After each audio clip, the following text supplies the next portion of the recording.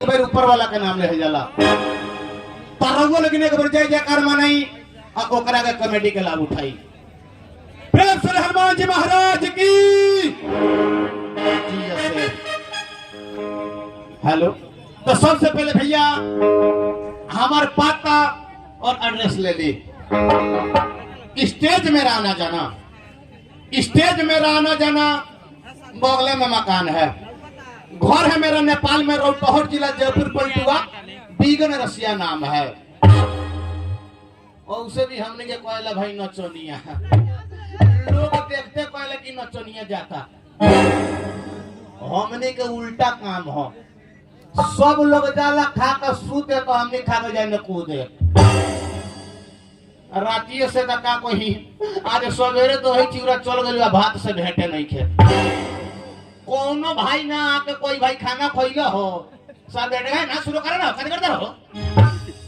और रात को देख ली ना हमर काम हो लास्ट में। और रात में वो चाचा जी जादू जी ने कहा है ना शुरू करवा के ना करवा हमरे चाचा जी चल गए शुरू करे है ना तू चला देख ली। अरे तू होरी आटले लेके शुरू करवा देलन। वही तरह भैया भाई 5 गो अंगली देखो तनी, 5 गो अंगली के 5 गो काम हो। वैसे ही नाच के जोकर हो। सब तो सब अपन ड्यूटी करिए लेलन और हम पाली आई। तो 5 गो अंगली देखो तनी हई कवन हो तो ओरिजिनल ईमानदार हो। हई के बिना रहुए लेकिन के बैंक में जाई तो पैसा ना निकली, कोई शादी ब्याह में पैसा काढ़े के बकार जा हई ना सोई छाप लगाम त ना निकली। हई कवन हो ई हो पिटौरावा को हवो पिटवा दी। अगर तुमको झगड़ा हो तो जगह कह दे कादी बोले करे रे नहीं का तो ये वो ओकरा और ये 3 गो रहुए ओरी तो ई गारंटी नहीं के कोबे पिटवा दी। ओई ई हो गइल मऊगावा।